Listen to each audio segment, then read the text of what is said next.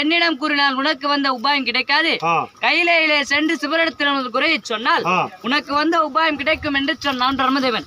அப்போது காலால் நடவாமல் காற்றாய் பறந்தோடி கைலாயம் சென்று, சுவாமி என்னால் பூமி பாரமானது தாங்க முடியவில்லை என்று சிவரிடத்தில் முறையிட்டாள் பூமாதேவி. அதை கேட்கும் நேரத்திலே காவனூர் கம்மாள பரர்கள் காராமசுவை காலை கட்டி கழுத்தை அறுத்து தோலை உரித்தார்கள். அதன் உயிரானதோ எமலோகம் சென்றது. காராமசுவின் மாமிசத்தை அனு மண் நீலன் அங்குஜன் இவர்கள் மூவரும் ஒன்றாக சேர்ந்து 5 பங்காக போட்டார்கள்.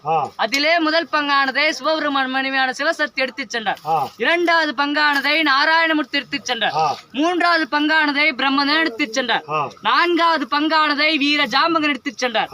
5வது பங்கானதோ யாருமே எடுக்காமல் இருந்தது. அதை பார்த்தா சிவபெருமான், இந்த பூலோகத்திலே பூமாதேவியின் பூமி பாரம் தீர்க்க வேண்டும், இந்த காராமசுவின் மாமிசத்தின் மகிமையை நாம் அறிய வேண்டும் என்றால் யாரை